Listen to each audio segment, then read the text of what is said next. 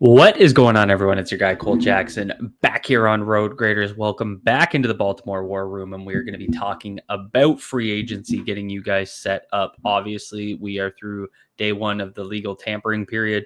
Always find that so interesting, right? Legal tampering hits, and then all these guys are signing deals. Almost sounds like they were being discussed prior to the tampering period. But as usual, day one, the Ravens did a whole lot of nothing. And I mean, if you guys have been following this team for as long as I have, this is nothing new. This is usually how it goes. It's they're never big players on day one, but I think we did see some pretty interesting signings of former Ravens players. We saw Patrick McCary get a pretty large deal to go to the Jackson Jaguars.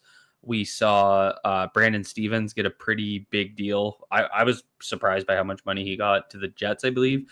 And late last night, we saw Malik Harrison sign with the Steelers. So now two former inside linebackers have signed with our AFC North rival. So interestingly enough, all three picks line up well in the compensatory pick formula. They should likely all fetch at least the first two will probably get fourths or fifths, and then Harrison actually is around qualifying for a seventh. So it's going to be interesting in how the Ravens move forward when they do go to sign someone. Obviously, we know they like to stack those comp picks, and then they now have a couple that can cancel out, but they also usually look at guys that were released from other teams. So what I want to do right now is take a look at our depth chart, take a look at the remaining needs, and then kind of talk through, should we be looking at addressing this in free agency, or should we be looking at addressing this in the draft, and kind of giving you my opinion. So if you guys are looking forward to this breakdown, hit that like button, hit subscribe if you're new here, and drop a comment down below. Let me know what you guys think about the Baltimore Ravens free agency strategy.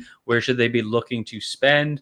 Let's dive in with the offense. So taking a look at the offensive depth chart, the major piece to fall here is obviously the re-signing of Ronnie Stanley. So what this does is it basically returns what you were hoping your week one offensive line was last year. I think, I wanted Rosengarten to start week one. Obviously, we had McCary start at right tackle. Rosengarten works in, but then McCary starting at right guard instead of Voorhees. So I want to see the Ravens upgrade at the offensive guard position. They also need to bring in some depth at tackle, but I think this is what I would do on the offensive line to kind of round out the group is through the draft. I think, there are a few guys, a few free agents such as Mekhi Becton that I'd be super interested in, but the Ravens are probably going to have one more free agency signing that's beyond depth guys. And I'm just not sure it's going to go into their O-line after they signed Ronnie Stanley. If it was, I would look into a guy like Becton. There's also some vets out there like Brandon Scherf that, we've seen a lot of guys come here as veteran offensive linemen and really rejuvenate their careers. I think Scherf, who's kind of been on the downslope the last 2 years, could be one of those guys. Zach Martin retired, but he was another guy that I thought would fit into that. So if they did want to go out and get a vet guard, could completely see the logic for doing that. I think a right guard specifically, having someone to play beside Roger Rosengarten and just also kind of help out with Tyler Linderbaum's inside pass protection, I think would be a really good addition. Personally, if they're going to go do that, I'd rather see them spend on it and go get a guy like Becton, because it also brings you some tackle flexibility. He played with Lamar at Louisville. That would be where I go, but I personally think they're probably done spending there, and they're going to go through, like, what you need to do if you do that is 3 picks in the draft. So you need to basically go out and get a true guard to come in and compete, a tackle that is going to develop as your swing tackle behind Ronnie Stanley and Roger Rosengarten, providing that depth. We saw Josh Jones get signed by Seattle last night, and the remaining would be a guy that could be kind of a guard tackle flexibility guy who, kind of rounds out that tackle spot, but can also compete at guard. So I mean, I've been saying it all off season, bring in guys to compete at guard. If Voorhees wins it, great. That means he won it in camp. Give it a fair competition. Same with Daniel Falele, who I'm just not sold on. So that's how I would kind of round out. It's either basically spend on a guy like Mekhi Becton or go into the draft and pick 3 guys. Looking at the rest of the depth chart, it fills out pretty well, except for I don't think we all realize, like, this wide receiver room is bare. They only have 3 guys under contract right now. Obviously, they have their locked in 2 starters. If they keep Mark Andrews, if trading Mark Andrews would kind of make things a little bit different and a little bit of a dynamic case there where they might go spend on another wide receiver. But really what I'm looking for is to sign and use free agency for a depth guy. Obviously, they will draft a wide receiver at some point, but what I think really stood out last year was when Zay Flowers went down, and there was even a couple games where Bateman missed some snaps, and if it was Nelson Aguilar and Tylan Wallace filling those voids, and I'm just not sure that is a long-term strategy you want to have. So what I'd like to see them do is go free agency for this specifically and get a veteran wide receiver, someone that could come in and be able to be able to spot start basically and not get this offense completely off. We saw in the playoffs when Zay went down, they had Steven Sims playing a lot of those jet snaps. They had Anthony Miller playing some significant snaps. So guys that I don't think really are what you want to do. So I would go out and get a vet guy to kind of come in and be your wide receiver 3, wide receiver 4. I want to see Tez Walker continue to develop, of course, give him some real shots. But I think they kind of showed us what they thought year one in terms of him not getting those snaps in the playoffs. And then obviously they're going to draft a guy. I could see them bringing someone like Tylan Wallace back and signing a pretty modest deal just as kind of that special teamer, can play the return game, that sort of thing. So I won't be surprised to see them do that with Tylan, but that should be relatively cheap. So I'd be looking at more of a mid-tier wide receiver. We're going to see Cooper Kupp hit. If they traded Mark Andrews, I think a guy like Cooper Kupp can make a ton of sense. Todd Monken can run 11, he can run 12, but I'll be surprised if they go with 3 wide receivers of that caliber and 2 tight ends, keeping Mark Andrews and Isaiah Likely. So it feels like one or the other to me. It's either they're going to be a 12 dominant or an 11 dominant offense in terms of how they can invest. Obviously, it'd be really cool to see Cooper Kupp come in. I know a lot of you want to spend on a third wide receiver. I just don't think they'll do that if they keep Mark Andrews. So drop a comment down below. Let me know what you guys think about that. Other than that, the only other kind of remaining spot would be a backup quarterback. I do have Leary on here. He signed a futures contract, so he will be back. They'll probably draft another guy. I'm not big on spending on a backup quarterback with who's left. It's kind of a crappy perspective, but my opinion on this is if Lamar Jackson goes down, our season's tanked. Like even if they get into a playoff spot like they did when Tyler Huntley took over in 2022, it's going to be tough to go on a run. It's going to be, we should have beat the Bengals that year in the playoffs. Huntley's little Superman dive killed them, but I just don't see that as a long-term solution. I don't think a quarterback can kind of come in here and take this team to the Super Bowl and pull a Nick Foles. I just don't see it. So I'd rather draft a guy, try and develop him, do what you did with Tyrod Taylor under Joe Flacco, do a little bit kind of what you did with Tyler Huntley, where, he played under Lamar and, I don't think he was ever a starting caliber guy, but he was able to kind of step in and give some spot starts here and there. So that's personally what I'd like to see, is go through the draft for that one as well. When we switch to the defensive side of the ball, again, the cornerback room kind of stands out like the wide receiver room. They only have 3 guys under contract, and Ozzie Newsome's famous saying, you can never have too many corners. That means they're going to have to invest here pretty heavily. I don't have Ardarius Washington at the free safety spot. They haven't confirmed what they're doing in terms of the tag. So they will have to tender his tag. He had those cryptic tweets.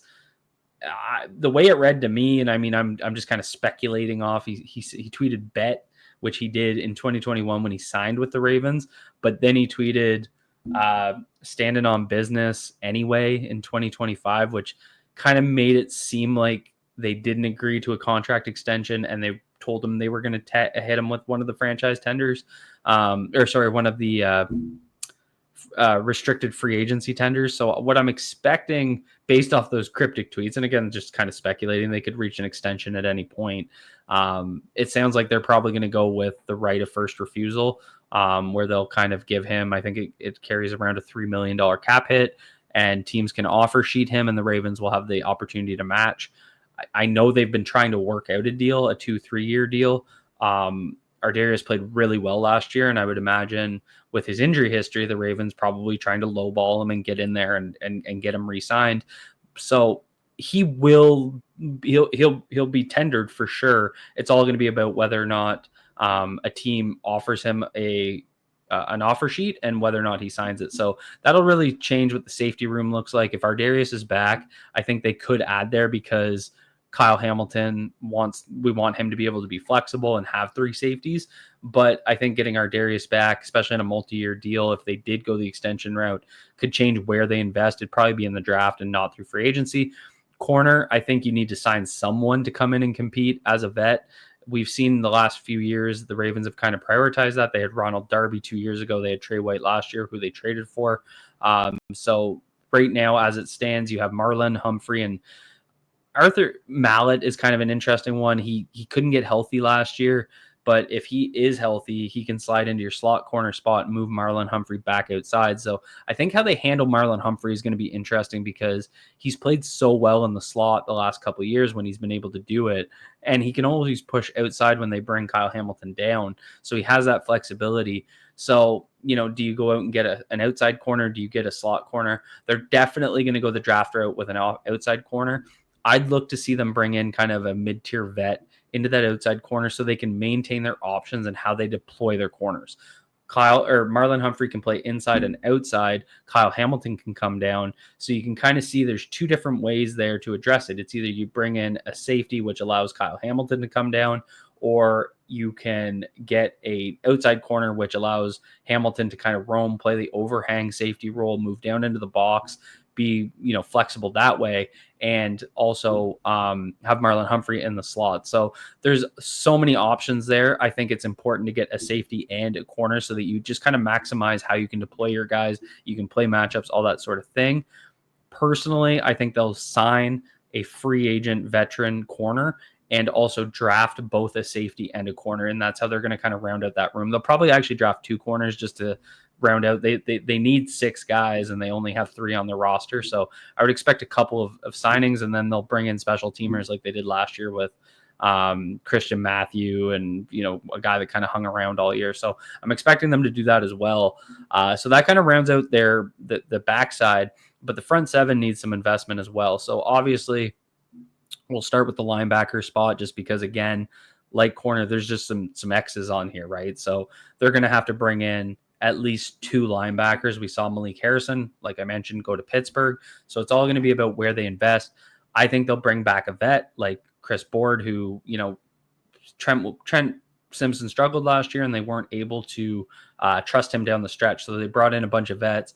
They played them all over the place. You saw Welch play, you saw Board play, you saw Malik Harrison play. So they were just kind of deploying them in different ways. So I think bringing in a veteran, bringing back either a guy like Welch or Board makes a ton of sense. But then I expect them to draft there as well. They're also missing a lot of key special teamers who have kind of departed. So they're going to have to make investments late in the draft. I'm expecting a lot of those they have like 3 6-round picks. I'm expecting a lot of those to be kind of Sanusi Kane type picks where they're bringing in guys that slot into linebacker, safety, corner on the depth chart, but are really special team core guys. That's probably the route they're going to have to go, because even if you look at the future reserves they signed, they have, a number of guys, but no corners, no safeties. A lot of it being defensive ends, defensive tackles. They brought back some wide receivers like Anthony Miller, Keith Kirkwood, guards like Corey Bullock, Darian Dalcourt. They got Dayton Wade coming back. But no corners and no safety. So they're going to have to invest through the draft, but I do expect them to sign probably like a cheap vet minimum type guy. Chris Board just makes sense. He fits what you want to do. You can trust him. He knows the system. So I'd probably go out and do that, but also draft at linebacker. Could see that being, in the 4th, 5th, 6th-round pick range, all depending on what they do with what BPA shows on the board. Now, looking at the defensive line, kind of the last spot we'll take a look at, figuring out what to do with the outside linebacker spot is interesting because it's full on the depth chart. There's 6 guys, but I don't think any of us are sold on having kind of our pass rusher of the future. And so I think they're going to have to invest there. Personally, what I've been hoping they did at pass rusher, and I've been hoping it for a long time, is they trade for a guy, because they just haven't been able to kind of get that guy in here, right? They've taken some shots. They'll probably take another shot in the draft this year, but they're likely not going to trade for someone. I wanted to go trade for one of the big dogs on the market this year and just kind of end it that way, but they're likely not going to do that. So I'm expecting a draft another pass rusher that, and I mean, looking at Ojabo, Malik Cam, Adisa Isaac, based on what we saw last year, I'm not sold that any of these guys have a lock spot. Obviously, Adisa Isaac was a rookie, so he's probably going to be able to get another shot. But David Ojabo hasn't really shown me anything that I would consider him a lock and not invest because of him. Owe is also has 1 year left on his deal. There is no extension in sight. Kyle Van Noy is older and has 1 year left on his deal. So, they have two guys slotted in as their starters, but they're both only here for the next year. So drafting there makes a ton of sense if they're not going to go out and make a big trade. Obviously, I'd love to see them sign a guy like someone like Josh Sweat. I think it'd be really cool, but limited cap space will probably hurt them there. And then looking at the interior defensive line, similar situation. They have Jones, Pierce, and Matabike kind of locked in there as like one tech seems pretty solid between Jones and Pierce, assuming Pierce doesn't retire, but I think he's going to be back. But they'll have to bring in a replacement for a guy like Brent Urban, who is kind of in that 3 tech rotation. And I'd really like to see them add a pass rushing defensive tackle in the draft specifically to kind of come in and provide that opportunity that when it's third down, you kind of take your 1 techs out. I like Travis Jones a lot. I like him on early downs, but I'd really like to be able to get Matabike out there with another pass rushing athletic defensive tackle. And I think they can accomplish that through the draft. So as you can kind of see, basically free agent spots, I'd be looking to invest at veteran wide receiver, a veteran corner, or a pass rusher. Those are really the only 3 spots I think, and obviously depth at linebacker, but that's again a vet minimum guy. So those are the only 3 spots I'd really be looking at in free agency with their limited cap space. The rest would be the draft for me. I definitely focus O-line on the draft, D-line, interior defensive line specifically on the draft. I think they're going to draft another corner. They're going to probably draft some developmental wide receivers. But the other key thing being drafting special teams guys with those 6th-round picks. Obviously, having 3-4 of them. I think they have 4 picks after pick 200. That's really special teams territory, right? That's you want to hope those guys develop and hit like a Geno Stone did, but they're going to start as special teams guys. So that's kind of how I'd be rounding out the roster. Drop a comment down below. Let me know what you guys would do, how you'd approach it. I want to hear all your opinions. Hit that like button if you enjoyed this breakdown. Hit subscribe if you're new here. Be good to yourselves. Be good to each other. Peace out, everyone.